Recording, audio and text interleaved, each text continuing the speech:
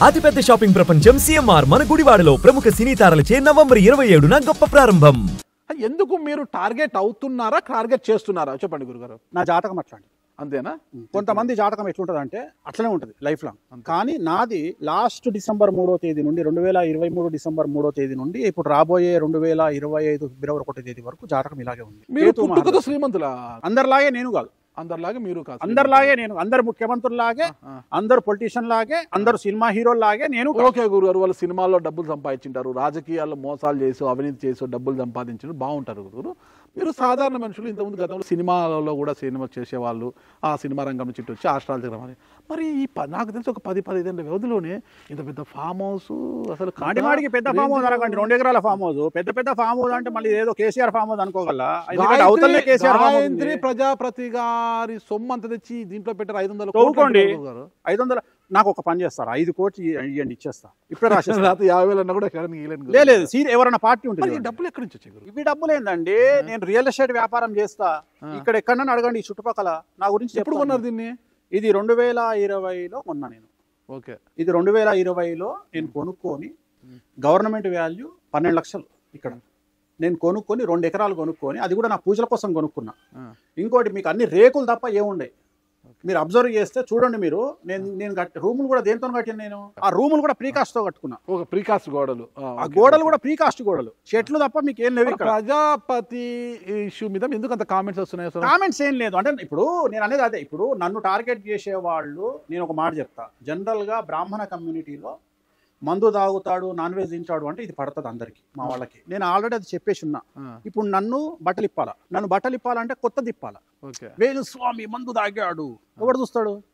Venu Swamy non veg తిన్నాడు, నేనే రా నాయన పొద్దున్న లేస్తే బొక్కకు మొత్తుకుంటున్నా అంటే అప్పుడు ఎవడేం చేస్తాడు? అందుకని కొత్తది, వేణుస్వామి పలానోడికి బినామీ. అవునరా, బినామీ ఉంటే 1000 కోట్లను ఉండాలని అమ్మ, నా కర్మ నాశనంగా 5 కోట్లకు బినామీ ఉండడం ఏంది?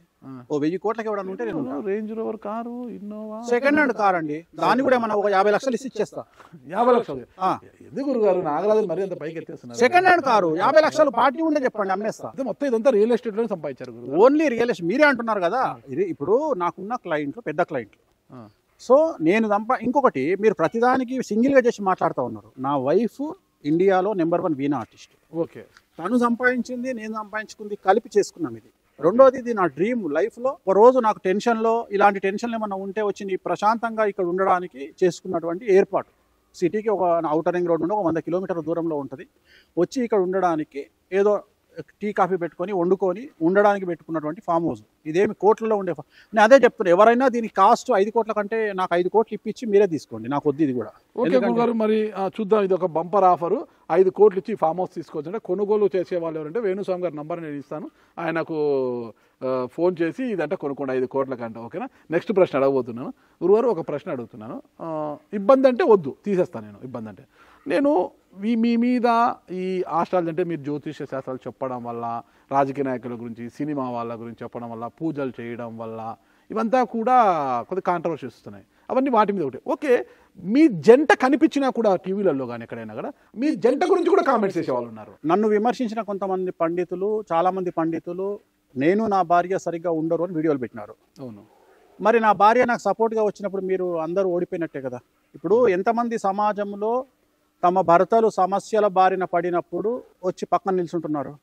అట్లా ప్రతి మనిషి జీవితంలో వాళ్ళ భర్తలకు సమస్య వచ్చినప్పుడు భార్యలు ముందుండి ఫైట్ చేస్తున్నారా లేదా?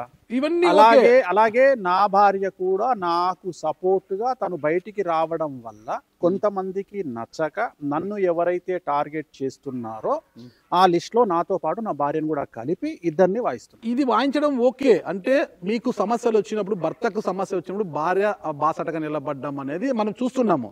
కానీ మీరు ఆవిడ పక్కన ఉంటూ వేణుస్వామి ఈమె లవ్ మ్యారేజ్ అంటే ఎలా బా ఇది అనే వాళ్ళు కూడా కామెంట్స్ చేసే వాళ్ళు ఉన్నారు. అది కామన్, అదే దాన్నే లవ్ అంటారు కదా. అని అందరికి జనాలకు చెప్పాలి కదా. ఏదైనా టపాన్ వచ్చేస్తారు గురుగారు, మీరు ఏమి దాని గురించి ఆలోచించారా? ఆలోచించేది ఏముండదు. అందరికి అందరి సూపర్ క్యాలిక్యులేటెడ్ లవ్ కాదు మాది, బ్లైండ్ లవ్. క్యాలిక్యులేటెడ్ లవ్ అంటే వీడు ఏం సంపాదించింది, వీడు అందంగా ఉన్నాడా లేడా, అది నిలబడదు కలియుగంలో. క్యాలిక్యులేటెడ్ లవ్ అందుకని డివోర్స్లు అవుతున్నాయి. నేను చెప్తేనేమో ఏడ్స్ వస్తారు. లాస్ట్ కు చివరికి బ్రతికి ఎట్లయిపోయిందంటే, మూడో పెళ్లి చేసుకున్నా శుభమాన్ మూడో పెళ్లి, నాలుగో పెళ్లి చేసుకున్నా శుభమాన్ నాలుగో పెళ్లి, రెండో పెళ్లి చేసుకున్నా శుభమాన్ రెండో పెళ్లి అని వేడుస్తాం ఏడుస్తున్నాడు. శుభమాన్ అనే పెళ్లి ఒకటే ఉంటుందండి. 2, 3, 4, 5, 6, 7, 8 శుభమాలు ఉండవండి. నాగ చైతన్య శోభిత అది శుభమా కాదంటారా? నేను దాని గురించి నేను మాట్లాడని చెప్పా. నన్ను టార్గెట్ చేసింది లాస్ట్ 2 నెలల నుండి తెలుగు చిత్ర పరిశ్రమ, తెలుగు రాజకీయాలు. ఈ 2 ఈ కామెంట్ తో మళ్ళీ మిమ్మల్ని టార్గెట్ చేయండి. ఈ 2 గింగిరాలు తిరగబోతున్నాయి రాబోయే కాలంలో. ఆల్రెడీ స్టార్ట్ అయింది. మళ్ళా స్టార్ట్ చేశారు మీరు జ్యోతిష్య శాస్త్రం? నేను చెప్పట్లా, ఇది జ్యోతిషం కాదు. జ్యోతిషం ఇప్పుడు చెప్పను, మీతోని ఉగాది తర్వాత మీతో మాట్లాడతా. ఓకే. ఎందుకంటే నేను డైరెక్ట్ గా చెప్తున్నా మీకు. ఓకే.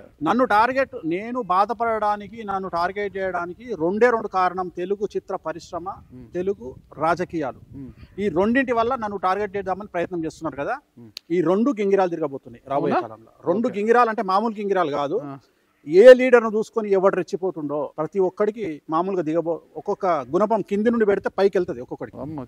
చాలా పెద్ద కామెంట్ ఇస్తున్నా, రాసుకోండి, కావాలంటే ట్రోల్ చేసుకోండి. చాలా సీరియస్ రాసుకుంటారా? ఎందుకంటే 2020లో 19లో ఏర్పడ్డ షష్టగ్రహ కూటమి మళ్ళీ ఏర్పడుతుంది మార్చి 29వ తేదీ. సో దీనివల్ల చాలా సంచలనాలు నమోదు కాబోతా ఉన్నాయి. ఈ సంవత్సరం రాబోయే దానికంటే ఎక్కువ ఉంది. తెలుగు రాష్ట్రాలలో పెను సంచలనాలు నమోదు కాబోతున్నాయి. రాజకీయంగా మరీ ముఖ్యంగా తెలుగు చిత్ర పరిశ్రమలో విపరీతమైనటువంటి గొడవలు. ఒక హీరోకి ఇంకో హీరోకి పడకుండా ఈ ఫ్యాన్స్ చూస్తున్నారు కదా ఆల్రెడీ. ఇది ఎక్స్ట్రీమ్ స్థాయి. జరగకపోతే ఏం చెప్పండి స్వామి? ఇవి జరగకపోతే చెప్పండి, మీరే చెప్పండి. అంతేనా? ఇవి జరగకపోతే చెప్పండి. సైలెంట్ అయిపోతారు? ఇంకా సైలెంట్ అయిపోతారు. ఈ ఫామ్ హౌస్ సైలెంట్ అయిపోయినా, ఫామ్ హౌస్ పరిమితం. ఇప్పటికే సైలెంట్ అయినా. సైలెంట్ అయ్యారా, చేశారా? సైలెంట్ వేణుస్వామి ఎందుకు అవుతాడు?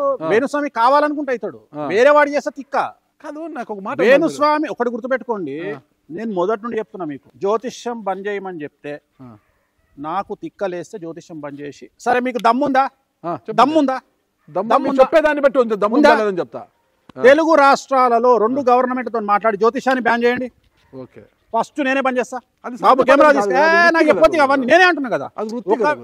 కాదు, మొత్తం దీన్ని ఖండించండి, వద్దు. ఎందుకంటే చాలా మంది సఫర్ అయిపోతున్నారు కదా, కొంపలు మునిగిపోతున్నాయి కదా. బంద్ చేసేసేయండి. నా స్టేట్మెంట్ తీసుకోండి దయచేసి. మీరు సీఎంలతో మాట్లాడతారో అంటే నేను ఎంత ధైర్యంగా ఉన్నా. సీఎంలు తెలుసు, నాకు ఎవరు తెలియదండి. ఎందుకంటే నేనంతా జైల్లోకి పోయిన వాళ్ళ గురించి ఫోటోలు పెట్టుకొని తిరుగుతున్నా కదా, గాయత్రి ప్రజాపతి, శివపాల్ యాదవ్. అందుకనే చెప్తున్నా నేను ఇప్పుడు. నా కర్మ ఏంటంటే, అసలు ఈ సబ్జెక్టు బయటికి తీసుకొచ్చినోడు ఒక పని మీద నా దగ్గరకు వచ్చాడు. వస్తే వాడిని నేను ఢిల్లీకి తీసుకుపోయి నా సొంత ఖర్చులు పెట్టి, ఎవరైనా ఒకడు ఉన్నాడులేండి దరిద్రుడు, వాడిని తీసుకుపోయి 3 సార్లు జైలుకి పోయి ఇచ్చాడు. వాడిని తీసుకుపోయి ఢిల్లీలో ఒక హోటల్లో కూర్చోబెట్టి శివపాల్ యాదవ్ గారిని గాయత్రి ప్రజాపతిని కల్పించిన ఒక డీల్ కోసం. ఎప్పుడు ఇది? 2016లో ఆయన జైలుకు పోకముందు. వాడు ఇక్కడికి వచ్చి అందరికి చెప్పడం స్టార్ట్ చేసినాడు, ఇగో ఈయన గాయత్రి ప్రజాపతితో క్లోజ్గా ఉంటాడు, అది క్లోజ్గా ఉంటాడు, ఇది క్లోజ్గా ఉంటాడు అని వాడు ఫోటోలు తీసుకొని వచ్చి వాడు జనాలకు లేనిపోని కల్పించి బయట చెప్పాడు. అంతే తప్ప నాకు అలాంటి వాళ్ళు కొన్ని 100 మంది పరిచయం, తెలుగు రాష్ట్రాల్లో కానీ, ఢిల్లీలో కానీ, యూపీలో కానీ, బెంగళూరులో కానీ. మీరు ఎందుకు తీసుకెళ్లారు? వాడు ఒక పని అడిగినాడు. వాడు ఒక పని అడిగితే చేస్తారు. మీరు ఎవరు అడిగినా నాకున్న ఇన్ఫ్లుయెన్స్ ప్రకారం చేస్తా. నమ్మినా నేను వాడిని. అప్పుడే గూటం దిగిన తర్వాత అప్పుడు పని చేసుకున్నా. గూటం దిగినాక పని చేసుకున్నా. ఓకే, వీడు మంచిగా మామూలుగా కాదు. అదే ఇప్పుడు చూస్తున్నారు కదా. ఇప్పుడు గాయత్రి ప్రజాపతి, శివపాల్ యాదవ్ పేర్లు ఇవన్నీ వాళ్ళు జైల్లో ఉంటే వీళ్ళు ఎప్పుడు పోయి కలిసినారు వాళ్ళను? దగ్గర 2016 అంటే 8 సంవత్సరాలు 9 సంవత్సరాలు అయితే జైల్లో ఉండి ఆయన వీళ్ళకి ఎప్పుడు రాసిచ్చినాడు ప్రాపర్టీలు, నాకెప్పుడు రాసిచ్చినాడు? చెప్పుకోవడానికి సిగ్గుండాలా? ఏందో నాకు అర్థం కాదు. మీరు ఒక మాట అన్నారు ఇంటర్వ్యూలో కంటిన్యూషన్లో, నా మీద గుడ్డ కాల్చి వేస్తున్నారు, నేను తట్టుకుంటా. నేను తిరిగి గుడ్డ కాల్చి వేస్తే తట్టుకోలేరంటే స్ట్రైట్గా అడుగుతున్నా, మీరు గుడ్డ కాల్చి మూర్తి గారి మీద వేశారు, ఆయన వెంట్రుక కూడా కాలేదు, ఎందుకు అంత పెద్ద అభాండం వేష? ఏమైంది? ఈ ఒక టాపిక్ తప్ప ఏ టాపిక్ అయినా మనం మాట్లాడదాము.